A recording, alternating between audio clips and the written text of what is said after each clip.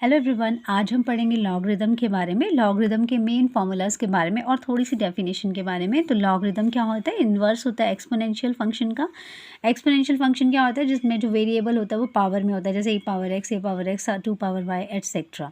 ठीक है। अब फंक्शन हमने एक लॉग फंक्शन ले लिया जर्नल सा, तो इसमें हम लिखा है log base A of B. तो यहाँ पे ए बेस है, ऑब्वियस है बेस है, और ये जो बी है, ठीक है, ये कभी भी क्या होगा? ज़ीरो नहीं होगा, हमेशा ग्रेटर देन ज़ीरो होगा। ठीक है, बी के लिए कंडीशन होती है हमेशा बी से बड़ा, ज़ीरो से बड़ा होगा। और जो बेस है ए, ये कभी भी वन नहीं होगा। ठीक है, कंडीशन होती है कि ये जो बेस होता है ना ए, ये कभी वन नहीं होगा। इसकी जो रेंज है कहाँ से कहाँ वेरी करेगी? ज़ीरो से लेकर वन तक और 1 से लेकर इन्फिनिटी तक। अब इसी रेंज के बेस पर क्या होता है? हमारे पास ग्राफ होता है।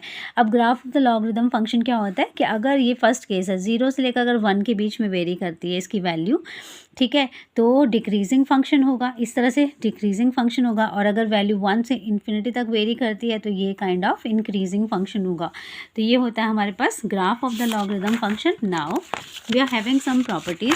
सो नंबर 1, सबसे पहले हमारे पास log base A of B. तो हम क्या कर सकते हैं, ये जो हमारे पास इस तरह का जब भी हमें देके रखी होगी प्रॉपर्टी, तो हम ये जो हमारा बेस है, कोई भी कॉमन बेस लेके हम इसको सेपरेट करके इस तरह से भी लिख सकते हैं। कैसे? Log some common base of B, ठीक है, ये जो ऊपर भी है ये ऊपर ही रहेगा, और लॉग ऑफ वही जो हमने कांस्टेंट कोई बेस लेके रखा है, सेम बेस लेके रखा है, उससे हम इसको डिवाइड करके इस तरह से लिख सकते हैं। ठीक है, ए नीचे आता है क्योंकि ये बेस वाला जब भी रहता है तो हमेशा ही नीचे आता है। ठीक है, तो ये नीचे आएगा, और ये जो जब हमने इसको ब्रेक कर दिया किसी कांस्टेंट बेस के साथ, तो यहाँ पे ऊपर आ जाएगा। We can write it log constant base B, और यहाँ पे सेम वही बेस, और यहाँ पे आ जाएगा नीचे ए। ठीक है, we can break it like this. Second है लॉग ए पावर एन। तो क्या होता है यहाँ पे? पावर पहले आ जाती है, N log A. We can write it like this, N log A, power नीचे आ जाती है। थर्ड है हमारे पास log of A by B. तो क्या होगा? लॉग ऑफ ए माइनस, जब हम डिवाइड करें दोनों को तो बीच में माइनस का साइन आ जाता है, और जब हम दोनों को मल्टीप्लाई करें log of A B, A into B, that is equal to log of A plus log of B. तो नेक्स्ट है हमारे पास, ये हमारे पास है ए पावर लॉग बेस के बी।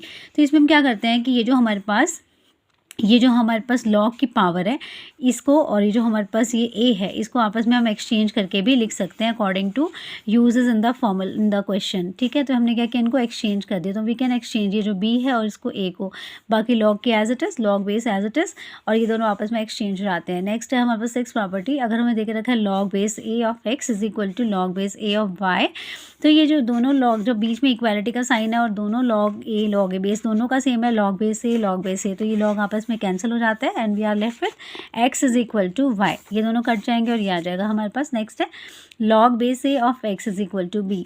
तो यहाँ पे क्या होता है हमारे पास कि हमारे पास जो ये एक्स है, ठीक है, ये यहीं रहेगा, और ये जो हमारे पास ये लॉग है ये राइट साइड में चला जाता है। ठीक है, हमारे पास जैसे ये log base A power X था, तो we can write it like कैसे? एक्स यहीं रहेगा, ये जो नीचे बेस था ये यहाँ पे भी बेस ही बना रहेगा, ये ए नीचे ही आता है, जो बेस है कभी भी ऊपर नहीं जाएगा ये। ठीक है, तो ये ए एज अ बेस था तो ये नीचे ही रहेगा, और जो यहाँ पे ये था, ये जो आंसर था इसका, that should be in the power.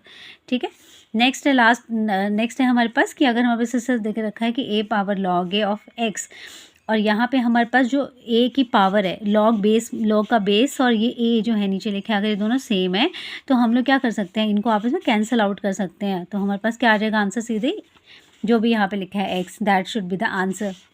कब? जब हमारे पास ये लिखा था ए पावर लॉग है, तो यहाँ पे ए और लॉग का बेस सेम है, तो दोनों आपस में कैंसिल हो जाते हैं, और हमारे पास ये बच जाता है एज एन आंसर। और लास्ट में है हमारे पास, अगर हमें देके रखा है log base A power M, और यहाँ पे देके रखा है बी पावर एन, तो हम इसको कैसे लिख सकते हैं?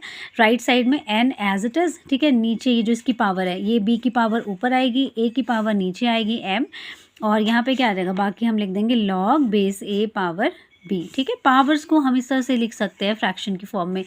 ऊपर आ जाता है ये पावर, नीचे आ जाएगी बेस की पावर, और यहाँ पे आ जाएगा log of A power B. Thank you.